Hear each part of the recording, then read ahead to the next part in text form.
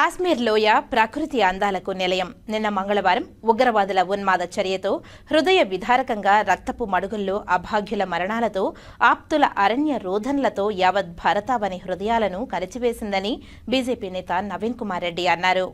కాశ్మీర్లోని అనంతనాగ్ జిల్లాలోని పహలాగాంలో మంగళవారం అభం శుభం ఏరుగని అమాయక పర్యాటకులపై హఠాత్తుగా ఉగ్రవాదుల దాడికి పాల్పడి విచక్షణారహితంగా కాల్పులు జరిపి పర్యాటకుల ప్రాణాలు తీసిన ఉగ్రవాదులను కేంద్ర ప్రభుత్వం 24 గంటల్లో తగిన గుణపాఠం నేర్పబోతుందని అన్నారు. సైనిక దుస్తుల్లో వచ్చిన పుష్కర్లు మతం అడిగి మరీ మారణకాండకు దిగడం, భార్య కళ్ల ముందే భర్తను కాల్చి చంపడం, హనీమూన్కు వచ్చిన జంటల్లో భర్తను చంపడం, కుమార్తె చూస్తుండగానే తండ్రిని చంపడం పెరిగి పందల చర్యని అన్నారు. పహలాగాం ఉగ్రవాద దాడిలో ఇద్దరు తెలుగువాసులు మృతి చెందడం, అందులో కావలికి చెందిన మధుసూదన్ బెంగళూరులో స్థిరపడ్డారని, మధుసూదన్ కుటుంబం ఫ్యామిలీతో కలిసి కాశ్మీర్ పర్యటనకు వెళ్లారని, అలాగే విశాఖకు చెందిన చంద్రమౌళి చంపబడ్డాడని, ప్రాణరక్షణ కోసం పారిపోతున్నా వెంటాడి కాల్చి చంపుతుంటే హృదయ విదారకమని నవీన్ ఆవేదన వ్యక్తం చేశారు.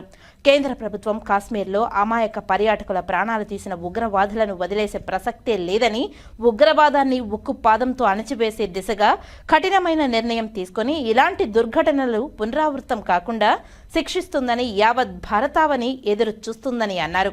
కాశ్మీర్లో ఉగ్రవాదుల చేతిలో అకాల మరణం చెందిన వారి ఆత్మకు శాంతి కలగాలని, వారి కుటుంబ సభ్యులకు ఆత్మస్థైర్యాన్ని కల్పించాలని, క్షతగాత్రులు త్వరగా కోలుకోవాలని నవీన్ భగవంతుణ్ణి ప్రార్థించారు. కాశ్మీర్లోని అనంతనాగ్ జిల్లాలోని పెహల్గాం ప్రాంతంలో నిన్న మంగళవారం అమాయకులైనటువంటి పర్యాటకుల మీద ఈ ఉగ్రవాదుల దాడి నిజంగా పిరికి పందల చర్య అండి. యావత్ భారతదేశమంతా కూడా ముక్త కంఠంతో ఖండిస్తున్నాం. ఈరోజు భారతదేశ ప్రజల హృదయాలను కలిచివేస్తోంది. అమాయక ప్రజలు ప్రకృతి సంపదను, ప్రకృతిని ఆస్వాదించాలని చెప్పని కాశ్మీర్కి వెళ్తే ఆ పర్యాటకులంతా కూడా ఒక చోట ఉంటే మైదానంలో వాళ్ళని ఎటు కూడా పారిపోనీయకుండా, అది కూడా సైనికుల దుస్తులు వేసుకొని ఉగ్రవాదులు వచ్చారు అంటే నిజంగా పిరికి పందలు. అలాంటి వాళ్ళని కఠినంగా శిక్షించాలని చెప్పని భారతావని అంతా కూడా కోరుకుంటుంది. ఈరోజు కేంద్ర ప్రభుత్వం కూడా చాలా సీరియస్గా తీసుకునింది.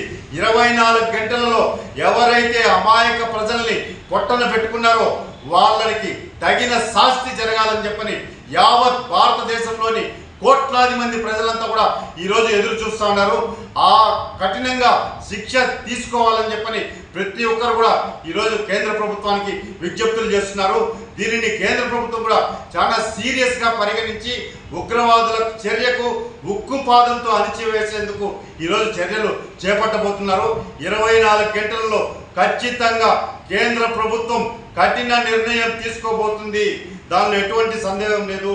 ఈరోజు ఒకటే అడుగుతున్నాను, అమాయకులండి వాళ్ళు ఈరోజు కుటుంబ సభ్యులతో కొత్తగా పెళ్ళైన నూతన దంపతులు అక్కడ వస్తే ఆ భర్తని చంపేస్తే ఆ బిడ్డ ఆడ కూర్చొని ఏడుస్తూ ఉంటే, అదేవిధంగా బిడ్డ ముందరనే తండ్రిని చంపేశారు, భార్య ముందరనే భర్తని చంపేశారు.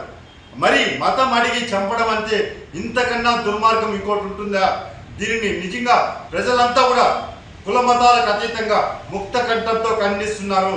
ఇలాంటి పిరికి పందుల చర్యను తిరిగి పునరావృతం కాకుండా కేంద్ర ప్రభుత్వం కఠిన నిర్ణయం తీసుకోవాలని చెప్పని నేను ఒక భారతదేశ పౌరుడిగా ఆవేదనతో కేంద్ర ప్రభుత్వానికి విజ్ఞప్తి చేస్తున్నానండి.